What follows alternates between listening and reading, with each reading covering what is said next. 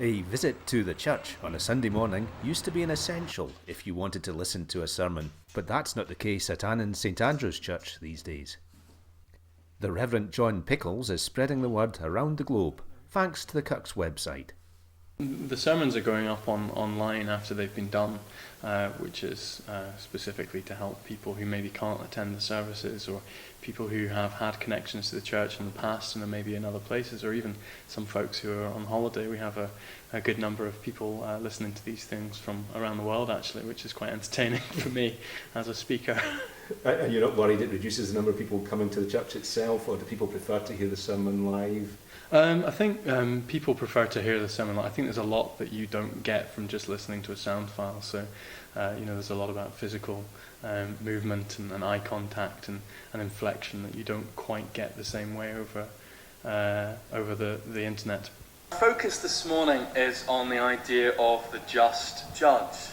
And God is that just judge. Justice is not something that's out with who God is. He doesn't have to go to university to study law to learn how to apply it.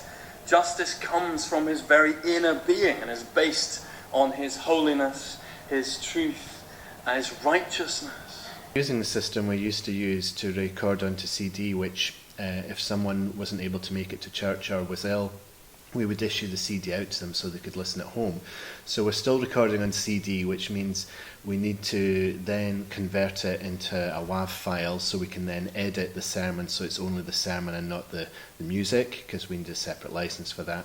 And then we've got to convert it again using another piece of software into an MP3 file so we can then upload it into the service provider we're using so people can listen to it on the internet. Since we've been using this, we've had over 400 listens over 37 different countries.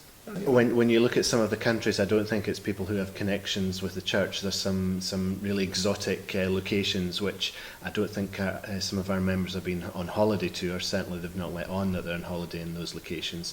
But then there's some locations like Australia where we know that we have some members who go down and see family, and we can see when they've been listening in. Well, who? You're not? Oh, no. It's St John's Church.